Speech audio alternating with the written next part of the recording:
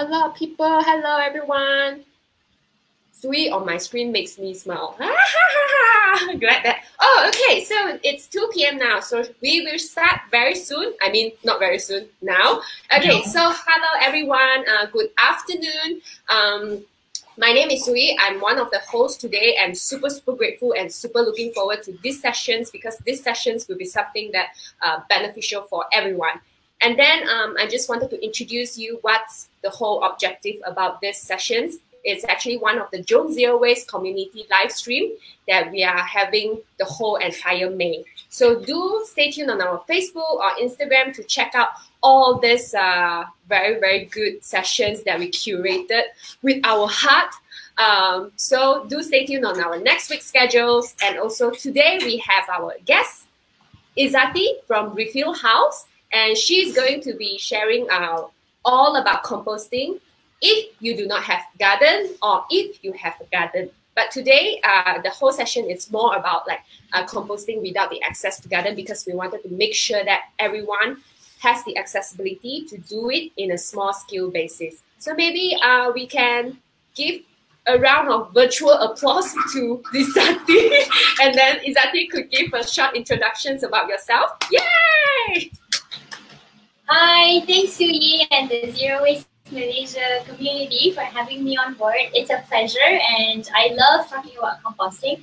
It's not something that I have been doing for a long time. I'm also new to this, but I have gotten to get the hang of it. It's something I really like doing because, you know, with waste that we use up in the kitchen, your peels of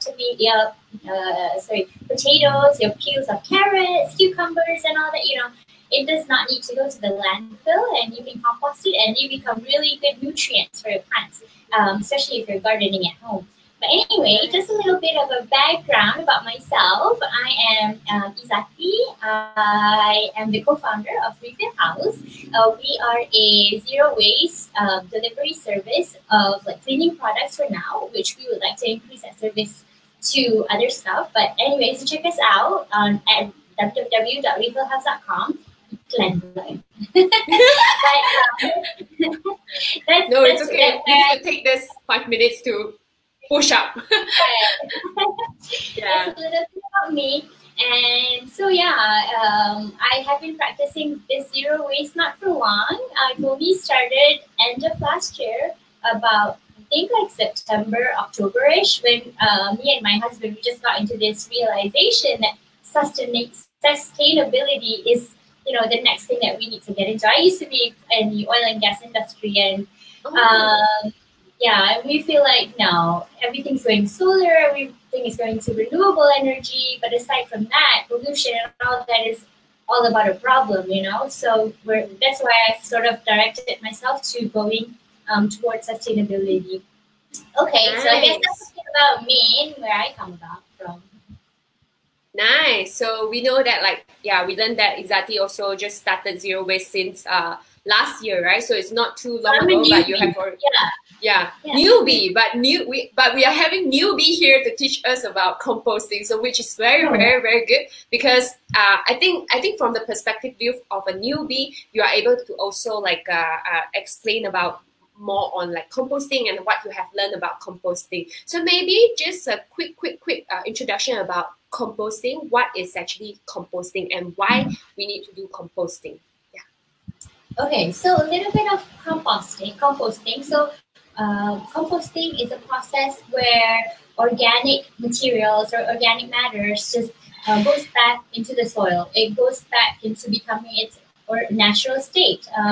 So it's made out of, I don't know, your plants need potassium, it needs phosphorus, it needs, I don't know, whatever components that it needs, nitrate and all, it goes back into the soil rather than if it were to go to the landfill, it just creates carbon dioxide and just problematic to, you know, our environment. So just making it go around, and microorganisms in the soil help break it down.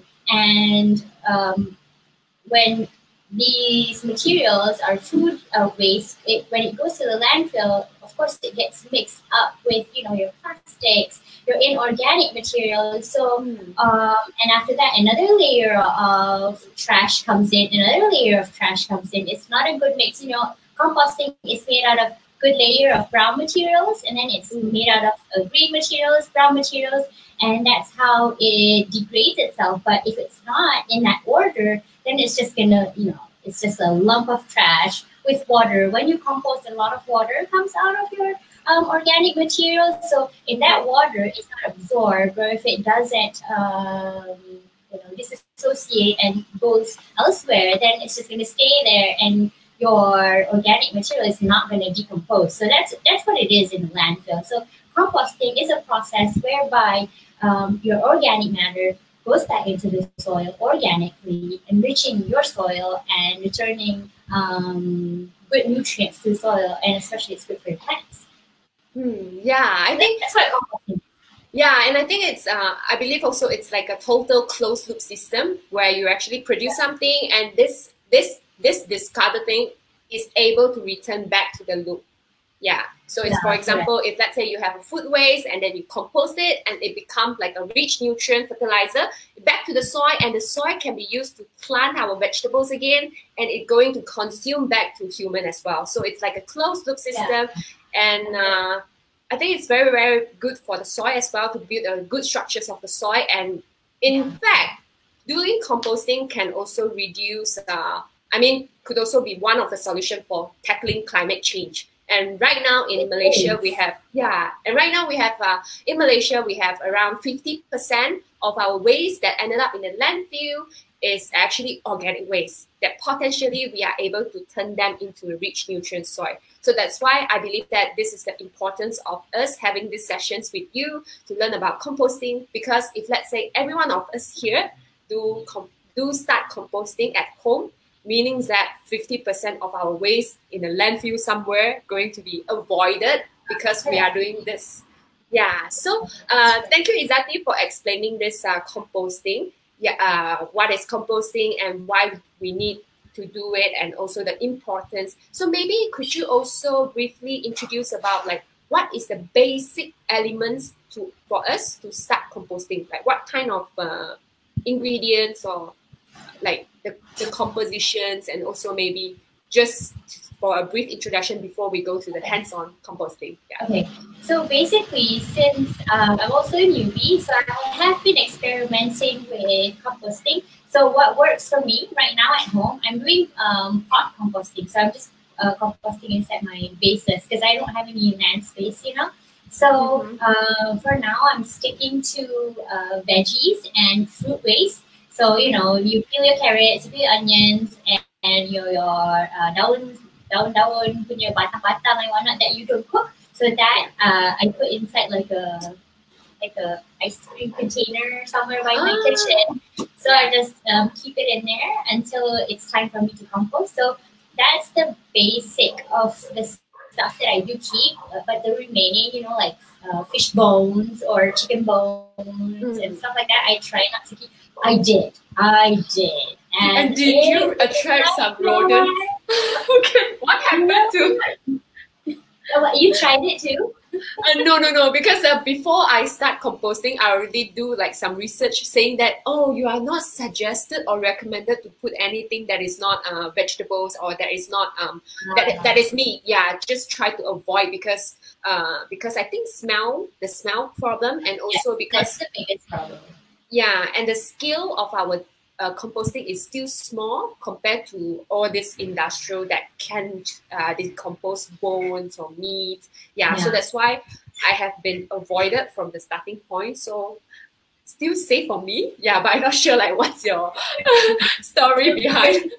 I did. I was like, it's organic. Let's try it. So then I had like my chicken bones, my fish bones, and what else? Just like kulit udang, your shrimp peels, and then it attracted this like crustaceous kind of worm. I think it's called woodlouse.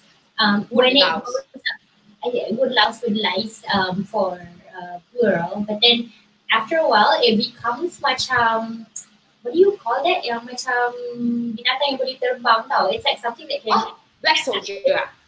Yeah, the black soldier is the huge one. That's what it becomes. But that thing, if it rains outside and it detects that it's humid outside, it's gonna climb out of your pot and just like be crawling around. So it's this one day, it started to like climb on my neighbor's house, and I was like, I'm gonna die. It's like a gajillion of them trying to climb over my neighbor's fence. Okay. And I was like, no, we are not gonna do this again. So I just stopped to doing veggies and fruit waste. Nice. But I can tell you though, the nutrients that came out of that pot, I'm like growing labu, you know, like macam literally it like grew by itself. I didn't even like plant the seed. My compost from the kitchen. They just grow from your compost. Yeah, and all of a sudden there's this one day, one came out, then another sprouted out, and then another sprouted out, and I was like, what, you know? But anyways, it's like the most nutritious or whatever for the plants. But I guess, like you say, because the depth of our pot is not deep enough, so then you attract other animals to come and dig and get into it. So, and smell is not something that we want to handle. So yeah, just if you stick to like veggies, and if you stick to fruit waste or peels and whatnot, then no smell. And then the other thing that works for me is I use this kind of like soil. So I use this like light brown or yeah, is it it's like brown? macam tanah merah kind of. Oh, tanah merah. Okay. Okay. Macam tanah merah tapi like pasir tau. So pasir. So it sort of like absorb the moisture. Yes, yeah, absolutely. So that's what I use, and you know how like after a cat poops, he'll like cover up his poop, and it doesn't smell after he covers it up. But if he doesn't cover it up, it smells. So that's the same kind of deal that I thought I should try. So initially, if you just do composting with just green and brown, and you don't cover it up with soil, some form of odor is gonna come with it. So always try to add soil on top. Izzati, I think the voice is a bit. Oh, okay. Scratchy, huh? I don't know how to fix it. Okay. Yeah. Hear me better? Okay. Can you try to speak again? Slowly. Yeah. I think I heard some background, like maybe it's because of the wind. Yes. Oh, very good. Okay. Awesome. Yeah, I think because of the wind. Yeah, but okay. I'll just turn it off real quick because I have the fan on. Okay. Yeah, maybe because of the fans. Yeah. Okay. So just now we know that from your experience, like what kind of elements that we do, including during our composting, will be the food scrap, right? Like vegetables peels or fruit peels.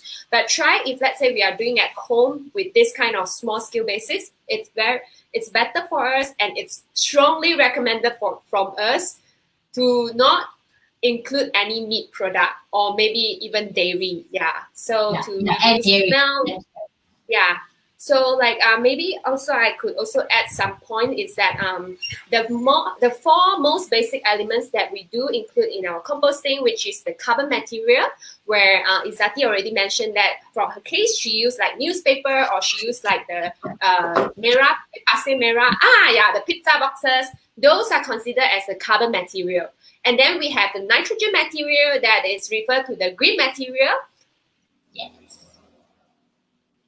I think the background is the background noise. Is the background music okay?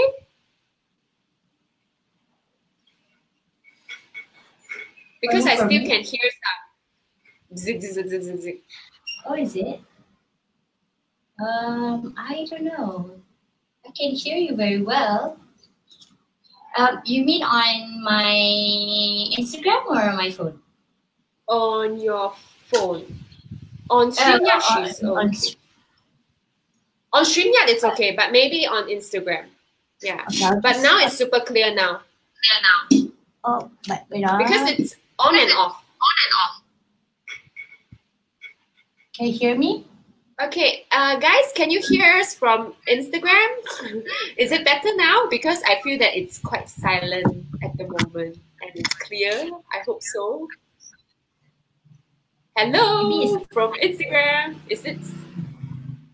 Okay, now it's fine. Yeah, from our back end volunteers. Thank you, Kamini and Marilyn. Okay, FC. Oh yeah. Kai also. Yeah. We are clear now. Maybe it's because of the fans, I guess, or. Yeah, I think it is because of the fan. Yeah, everyone is okay. But Izzati, you are lag on Instagram. Second. Okay, alrighty. Okay, yeah, it's better. Okay, so talking about maybe we rewind a bit, yeah, to refresh. So talking about carbon material, where we refer to which you use pasir merah, yeah, pasir merah, pasir or tanah, pasir, yeah, pasir merah. And then for the green material, which is refers to the nitrogen material, where our kitchen scrap come from. And then we also need to have air, because air is something that that is able to create aeration. So for the microbes to have the oxygen to breathe in and also to do their work on composting. And then the fourth one, but not least, is the water. So you do need some water for your compost for them to continue to decompose. Yeah, like Earth, we also need water to survive. Yeah, so these are the 4 basic elements to start composting: carbon material, nitrogen material, water, and air. Yeah, so without further ado, maybe Izzati, we could start on the most exciting part, hands-on composting. Know, right? Yeah, so maybe before that, you can mention again what ingredients do we need for today, like the vase there and all the, yeah. Okay, I will leave the stage for you. Basically, thank you. Okay, so basically, it's so simple. It's easy peasy. Nothing to it. All you need to do is just save your waste. Okay, switching screens. Okay, so all you need is a base and like Sue Yee said, your carbon material. So it's cardboard box, newspapers, or 8 cartons, or yeah, just any brown box. And then you would need your green materials, or these are my compost. Yeah, and then your soil to top it off. So the first thing that I would do is, it's got a hole inside it. So of course you want to line it up, because then you don't want any of the soil to come off. Overflow. Yeah. Yeah, correct. So you don't want it to drain, right? So you take off your brown material, you rip them up to shred them to small pieces, and then just, dump it in there. The smaller the better, actually, because, as we learn in science, the smaller the pieces, the more surface area that it gets. So then it degrades faster. It has been really nice for me when it gets really hot outside. What I do is I take out my compost underneath the sun. So it's like baking underneath the sun, and it just decomposes faster. But you always want to make sure that you have, like macam when you go to kedai, these places, they have like a piring, right? Like the plate that goes underneath it. I would always try to put those underneath your vase, so that because there's not a lot of fibers inside them. What's inside them is just a lot of water, right? So when it dries, that water is just gonna seep down to the bottom. So you don't want any sticky icky on your floor. So if you have that plate, it's a catcher for you, so then you can wash it off later. Okay, so once you put in you've covered up your holes. I don't know if you can see. So once you've covered up your holes with a brown material, then just pour in some of the tanah merah or pasli. I tried using like finer soil. It doesn't work that well because it's very compact. So you need like the course where we mentioned about we need the air as an element, so that to include the aerations. Yeah. Unless you are free every day to turn it once every hour. Yeah. Right. So just put to control. of soil in.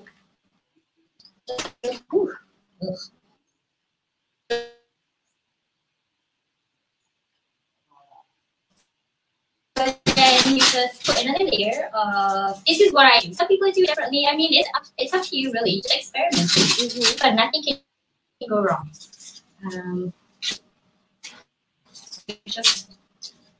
I tried once, like cutting. You know, I used Exactly. I think we have cardboard. A little bit boxes already now. I think it is better that you shred it because it's thinner and it's not thick. You know, if you like snip it off, it's really nice. Just longer. So normally I shred it instead of cutting. Izzati, a moment, please. Is it me or are you lagging? I think we have some connections problem. Just a moment. So people from Facebook, are you able to listen to us? Or people from Instagram, are we still lagging or are we running smooth? We have a little bit of internet.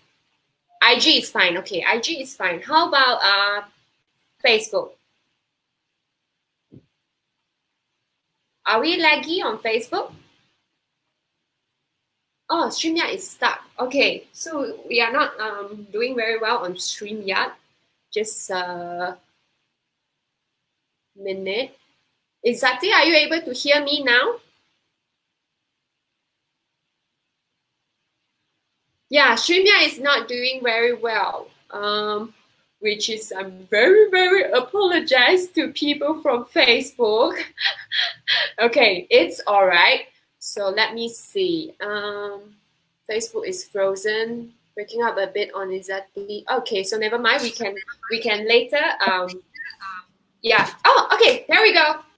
So yeah. Okay, good. So maybe I will just repeat what we just said, or maybe someone from the live stream could also explain what did Izzati actually do just now. So to just refresh your mind is that Izzati has a pot.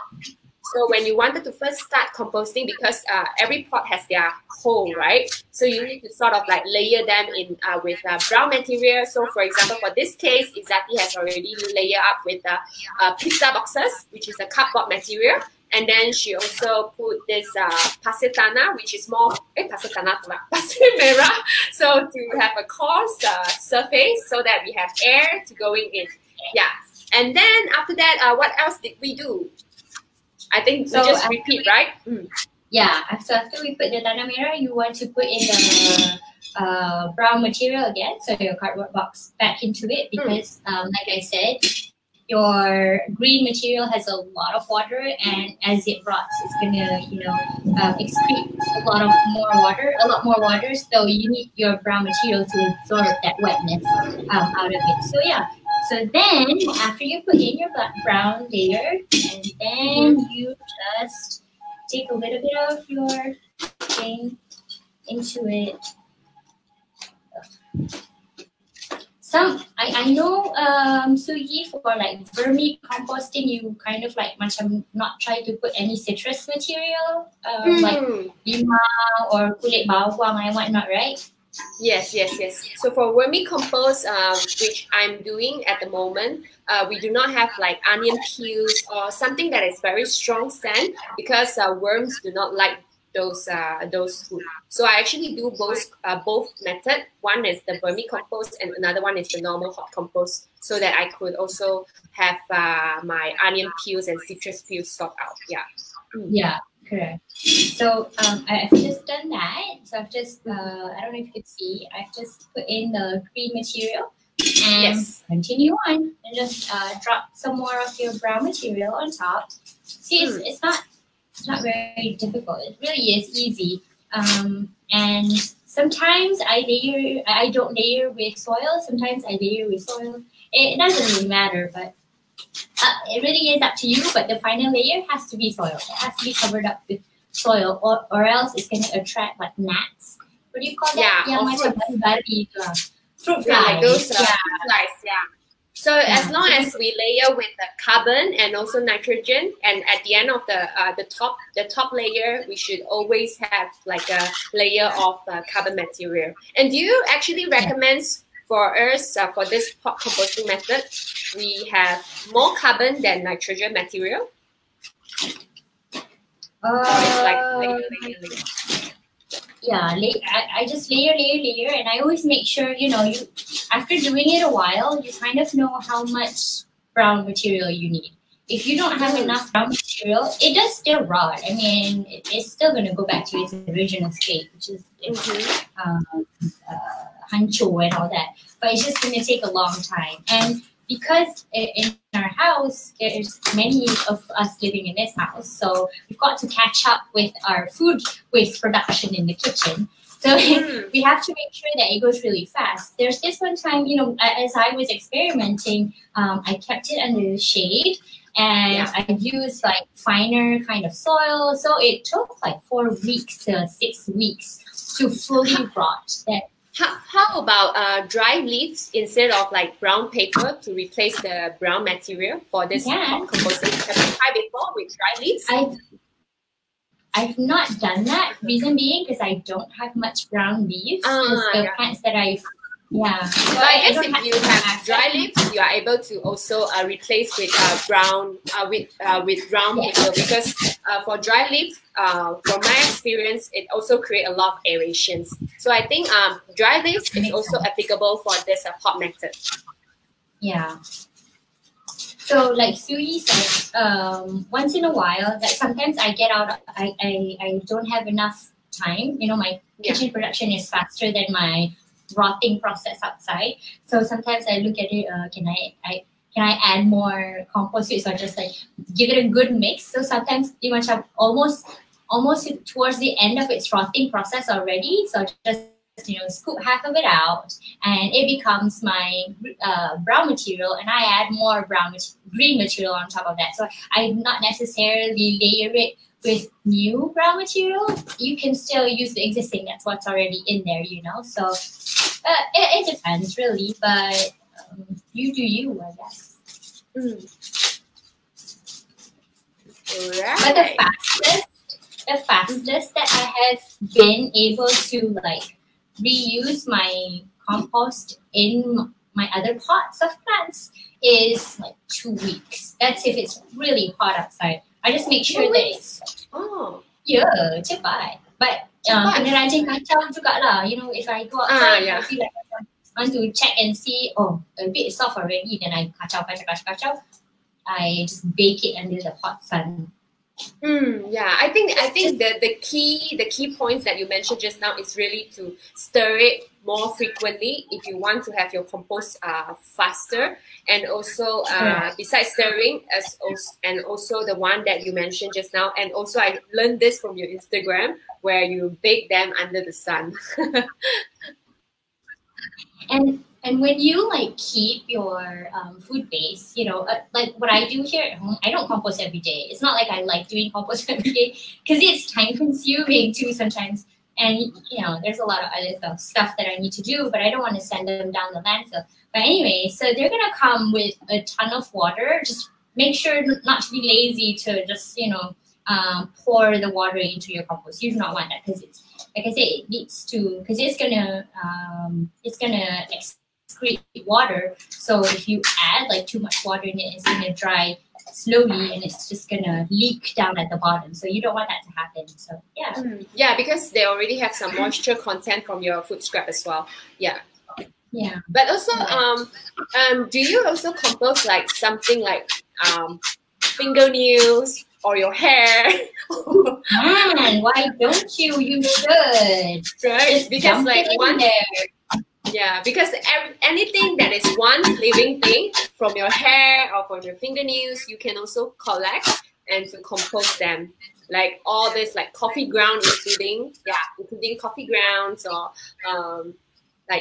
dry leaves or maybe dead plants. They're all able to be composted and back into the cycle again. Yeah, correct. The beauty about this way of composting is you can pretty much chuck everything in. aside from, you know, what you said before, like meat or dairy material, you actually can, if you have like a well deep enough that you can, you know, layer it in a well that no animal's gonna come in or bury it 6 feet under. But of course, we're not gonna do that. We're not burying a person. But anyway, with this process, you can pretty much just rot anything that is organic, for that matter.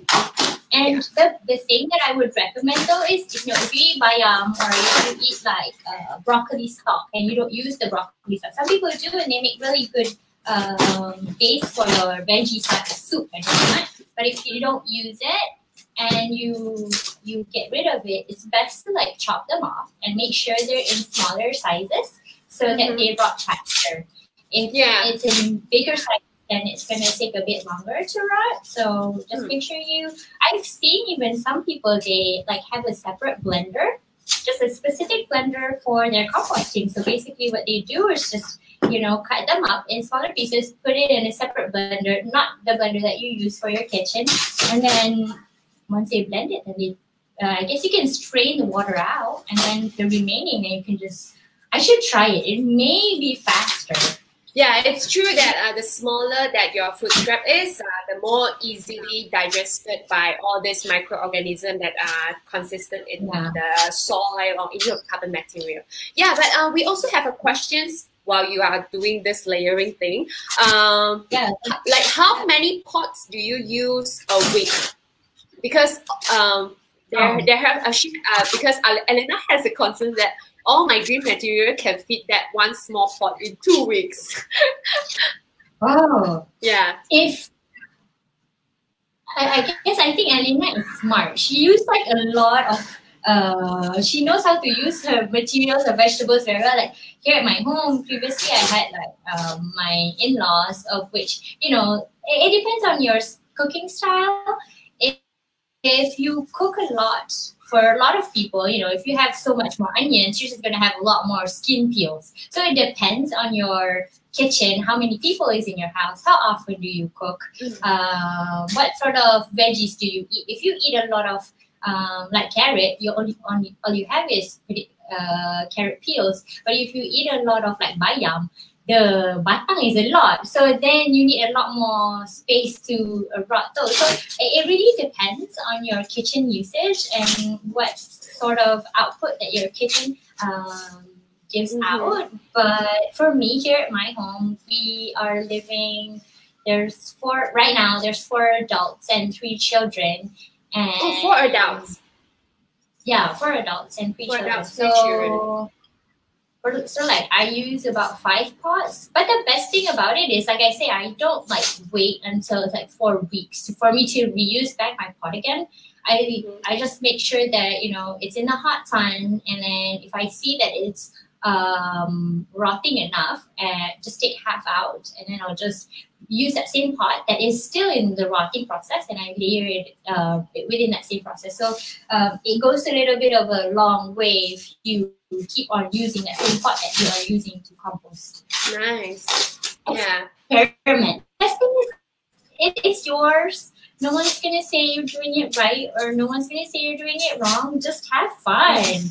My most fun really is because I do plant other plants at my house, and just seeing how my plants are thriving from my own compost is like, oh, I need to compost because my plants need it, you know.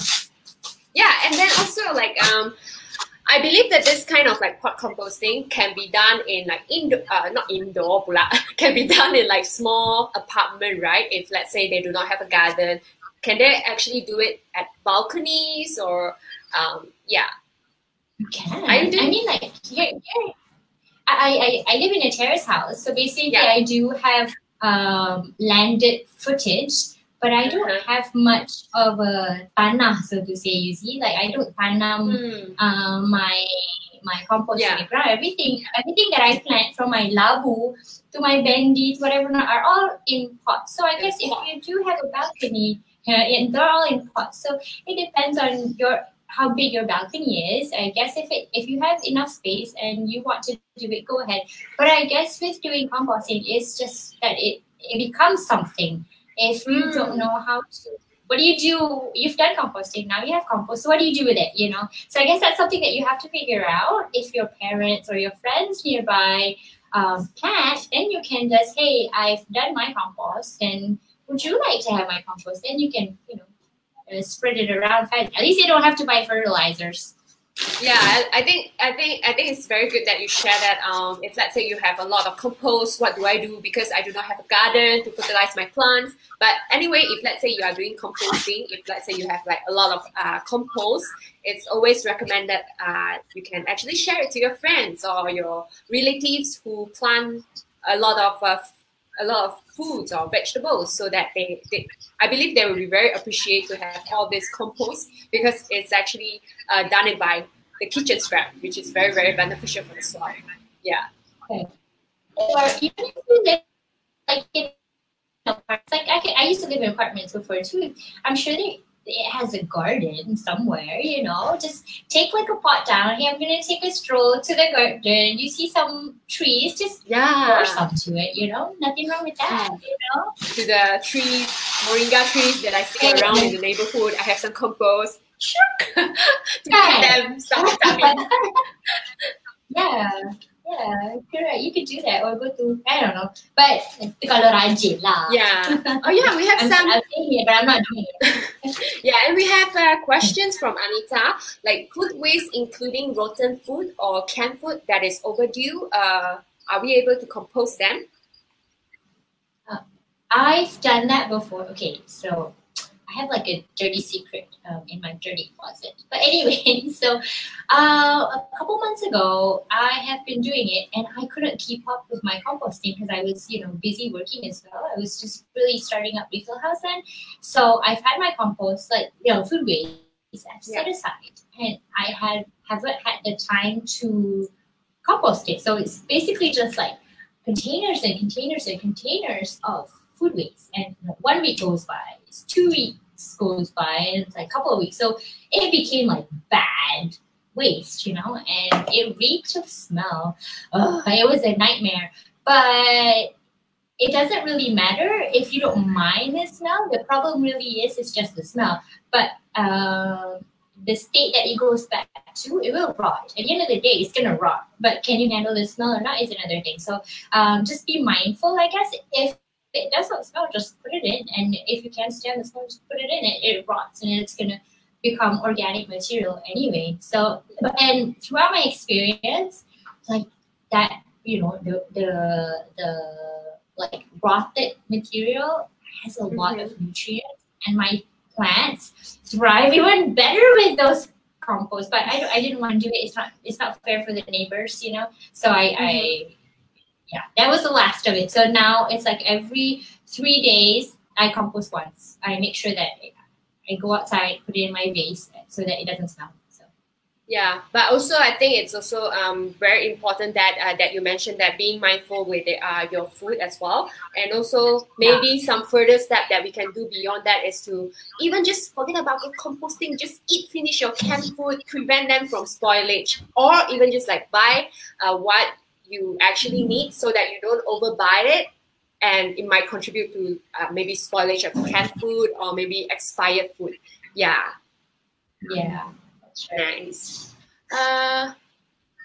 Okay, so there's a question for me. Okay, regarding to vermicompost. So it says that don't add strong scented scraps like citrus and onion peels. Then where shall we throw away orange and lemon skin? So for me, because luckily I live in a landed house. So what I do is I have a vermicompost bin, and as well as I have a hot compost bin. So whatever that cannot be digested in my vermicompost, I will actually I will actually pass it to hot compost bin. Yeah, the hot compost bin is something that's similar with what Izzati did today. It's basically have a pot, but what I do is, because I have slightly bigger space in my back lorong there, so I have like a big container to just stuff all the layers of the browns and the greens, and top up with the carbon material for them to rot. Yeah.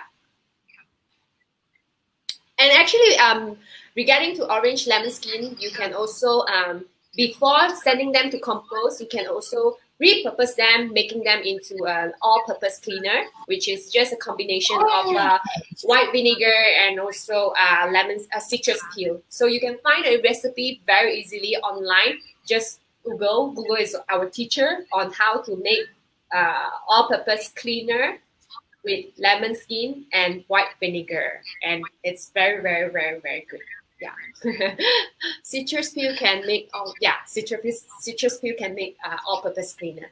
Yeah. So what do we do after we layer with the top layer with soil or carbon material?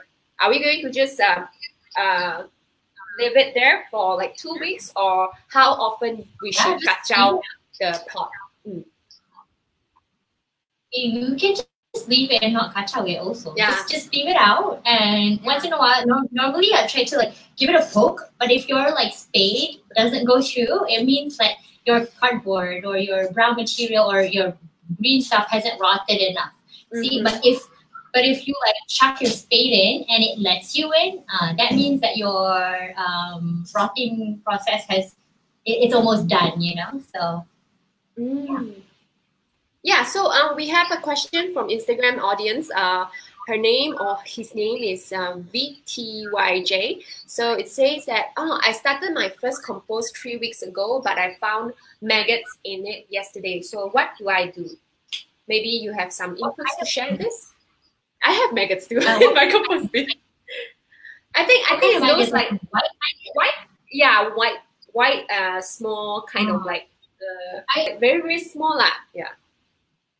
I see. Normally, I guess that's the best thing if you like put it under the sun.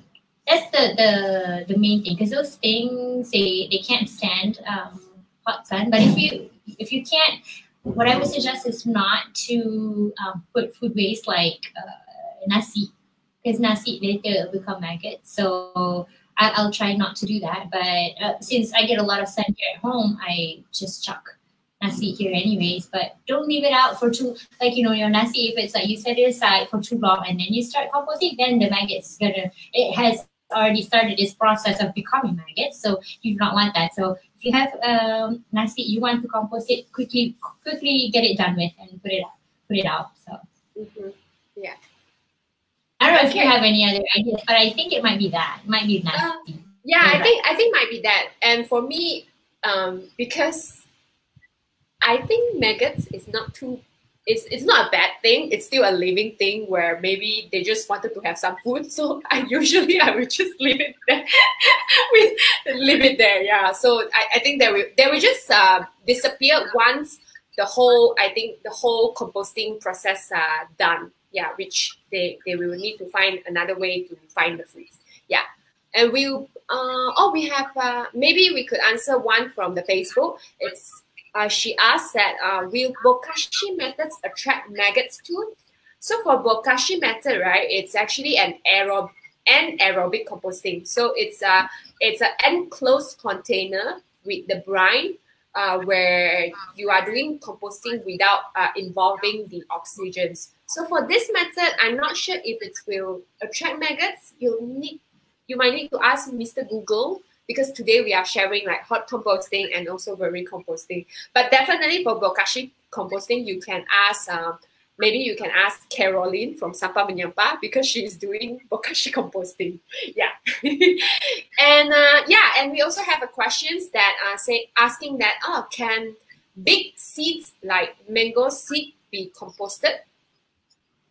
I've tried because I chuck everything in anyway. So I put it inside my vase. It just rots really slow. it just stays as it is.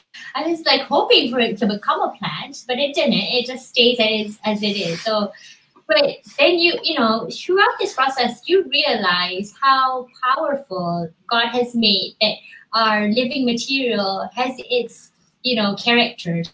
Like daun pisang, man, they rot really slow. It's like you find like some materials in nature are made as real good packagers, you know, I guess your mango seeds is encapsulated in, I guess you know, we are stuck on Instagram again. Maybe Okay, yeah, I can hear you now. No worries. Okay. Okay, so anyway, so back to the question. I guess like the mango seed is encapsulated in such a really good packaging that it takes a long time for that outside shell to rot. But you can decompose it. It's just that it takes a long time. Yeah. All right. So maybe we have some time to answer some of the Q&A, but also very thank you, Izzati, for showing us how to do this pot composting while we waiting for. Oh, okay. We also have more questions. Maybe we could answer this one before I share like a few tips about vermicompost. Okay. So we have question from Zero Waste MY. How do I use my compost effectively, especially in a small space with few plants? That's a good question. I don't think I'm the best person to answer it because I'm experimenting with my compost and also my gardening. But I don't put like too much, so not to kill the plants because and then I don't put like, say for example, I've just done my compost for like 2 weeks or 3 weeks. Once I stir it, it's already decomposed. I mean, it's finer. I wouldn't like put it into my garden. I'd probably wait like 3 to 4 weeks. Yeah. To put it to my plants, just so that it doesn't suffocate in the nutrients, too much nutrients, and kill a plant too. So it's just timing is the matter. Yeah. I just give it time. In terms of amount, normally I put like a sendok full into like this size pot of my plants. I guess if you have a smaller plants, maybe you just use like a table or your spoon to eat, that kind of size. I wouldn't put it direct, just like any other gardening method. You wouldn't want to put it directly on the stem. You might want to put it like further away from your plant stem so that it doesn't, suffocate the plant. Yeah, I guess the very, very important points that we need to aware with our compost when we are using them is to really just spread a light layer of the compost in your pot, because you do not want it to overfeed them with all these vitamins. So just take it slow. But eventually, for me myself, because I have quite a few plants in my place, I never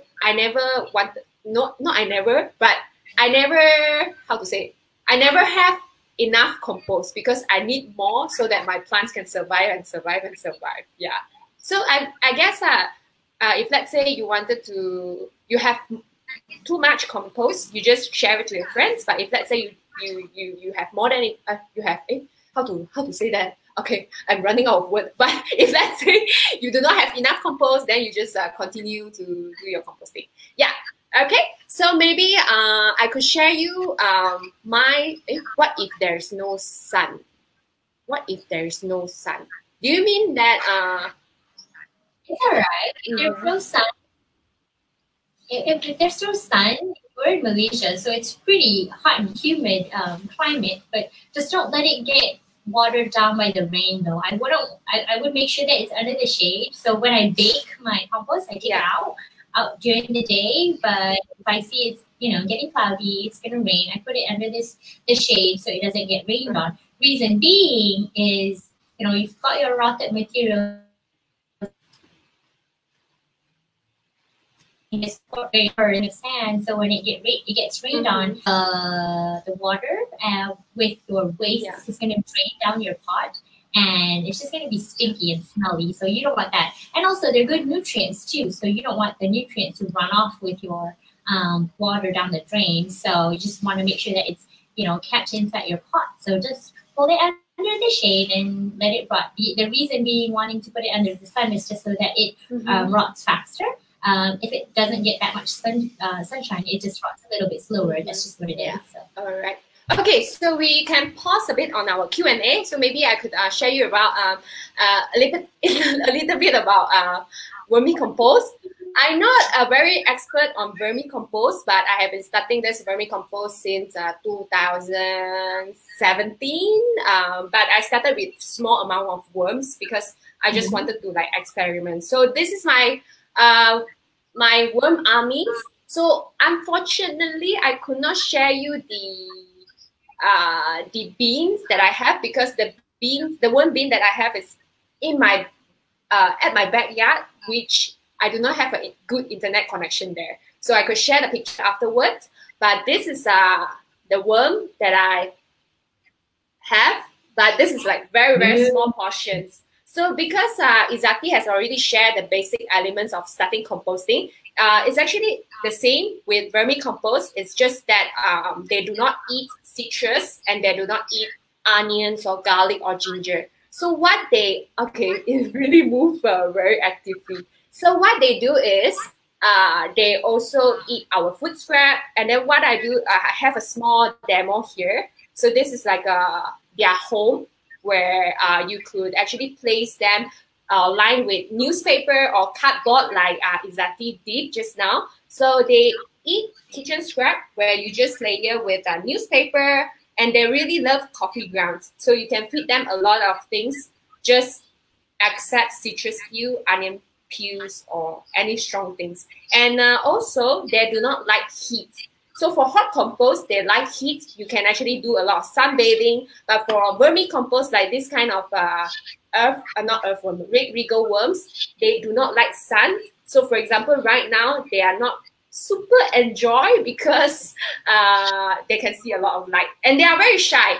So when you have a worm bean, basically they will just like crawling around and then stay underneath of some cool place. So for vermicompost, it's very suitable for indoor apartment where you just need to DIY using pot as well, or you can use like a normal Tupperware and stack them up together. And because you have some holes on your Tupperware, so wherever the end of the container, they will actually collect all this liquid, which is, we call it worm tea. And this worm tea, you can match with 1 to 10 ratios of water, so that as a liquid fertilizer. Yeah, so it's very, very good fertilizer. And they are very cute. They are not very, very scary. So if let's say you are scared with worm or crawling creature, you can always opt for like pot composting, which is easy because also it's very accessible because especially when you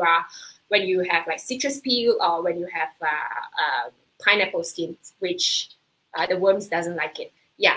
So this is a bit on vermicompost. If let's say you like us to do more on vermicompost, you can also comment down below so that we could do a separate episode on that. But definitely the theories are the same. So it's the same, just that they do not like sun, they do not like heat, they do not like citrus. Okay lah, they are a bit picky lah, but they are cute as well. Okay, yeah, so if let's say you have any questions regarding to vermicompost, you can also ask us. Else, I will put them back to their home. Okay. Okay. So now we have. Do we have any more questions from? Where do you buy your worm? Good questions. So where I actually buy them, I did not buy them. I got them from one of my friends because my friends also started vermicompost. So I just asked if you can spare me about like 10 to 20 worms. And then they say, yeah, sure, because they grow very fast. So for example, if let's say you feed them well, they have a very high reproductive system. So they can split to like 2 or 3 in a few weeks time. Yeah. So if let's say whoever wanted to start vermicomposting, you can also ask me so that I can give you some worms. So sharing is caring. Yeah. Okay. So we have an emergency. We have 1 minute left from Instagram. So maybe we could have last advice from Izzati before we end the sessions on Instagram.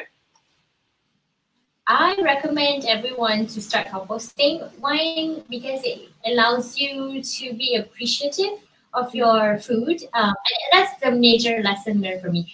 Being appreciative of what I have in my kitchen and not to put it to waste. Because I don't really like to do composting, but I do it because of my guilt towards nature. But anyway, so then you just shrink down on your buying for your kitchen. So I recommend this. It's a good exercise for you. Know your trash so that you know what to put into your kitchen. So thank you once again for Izzati to tuning in on Instagram and also Facebook. And we have 30 minutes, 30 seconds left. So I would say I would end these sessions. If let's say you are very interested, do share this video on Facebook or Instagram. And then also do check out our schedule for next week, Jom Zero Waste Community Livestream. So once a living thing, it can actually be composted. So do your part and hope you find this video, not video pula. Hope you find this series, not series pula.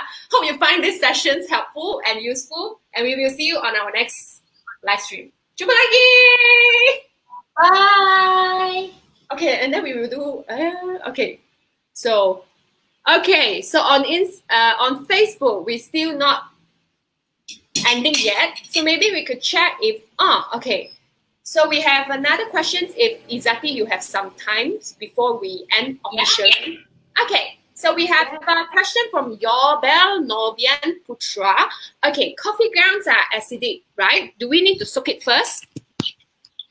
For me, I did not soak my coffee ground. I just throw it into compost bin. Do you soak your coffee grounds? Izzati, do you soak? Yeah, can you hear me? I don't drink coffee. Yeah, I can hear you. I don't drink coffee. So we're tea lovers here in this house. Oh, okay. Yeah, so yeah. No problem. Yeah, so coffee. Maybe so for me, coffee ground is it's okay because I don't know, because usually what I do is I try my best to leave it there to dry first completely before I throw it them in in a very wet conditions. Yeah, so I think it's okay. Yeah, okay. So now same thing for okay. We have one more last question hopefully. So wasn't clear on how to handle the excessive water properly. Do you have any tips, Izzati? For me, even if I like bask it out in the sun for a long time, I guess most importantly is when you start collecting your waste, it's already starting to excrete water, right? When you put it into the pot, just make sure you don't put those water into the pot with your waste. That's one thing. And then the other thing is, like I said, make sure you have, your vase. Normally you can go to the garden nurseries, they sell you that plate, right, to put underneath your vase. Always have that. Throughout my experience, even when it's like sunny out, water is going to drain out, and it hasn't come to a point where it overflowed out of the plate that I put underneath my vase. There's just time where it's just like, whoa, that's a lot of water, but it never overflowed. So if that ever happens, I'll just pick up my vase, put it to the side, and just wash off the excess. Sometimes kalau malas pun, I just like dump off the excess and then put it aside and then put the vase on top of it again. So that's just what I do. The waste, I would not ever though take that water and pour it on my plants. Your plants are gonna die. Oh yeah, because it's too concentrated. Yeah, so but what you can do is, if you, and this my dad taught me this, but I don't know if it's like, because you don't know really what's the component of it. Normally in like farms, they take like 1 compost in a ratio of 10 water. So if you sayang that kind of water to go away, you don't want to wash it off, you want to pour it to your plant, just do a little bit more, and like have a big jug or whatnot. So put that ratio of 1, and then maybe like, big more. I wouldn't do 10. I'd probably do more than 10. And then with that, take a scoop and then like water your plants maybe. So it is still nutrients, but just gotta make sure you dilute it. So. Yeah, I think it's same goes to like the liquid that we accumulated from the worm, which we call worm tea. So usually we would dilute them 1 to 10 with a ratio with the water, because else it will be very, very concentrated for too much for the plants in general. Yeah. So I guess we will conclude that these sessions, because it's almost 3 o'clock. So really thankful for Izzati from Refill House to join us today to share about composting without the access to garden. So we hope that you find this sessions is helpful and useful. If let's say you wanted to share it to your friends and family, feel free, and because you are helping us to share the message as well. So thank you so much, Izzati, and thank you for our back-end volunteers, Marilyn, Kamini. You guys are awesome to help us on back-end to ensure that there's nothing wrong with the technical issues. I hope, and also once again, apologize if let's say we have some technical issues in between. But other than that, happy weekends, and we see you on our next live stream. Jumpa lagi! Bye! Bye!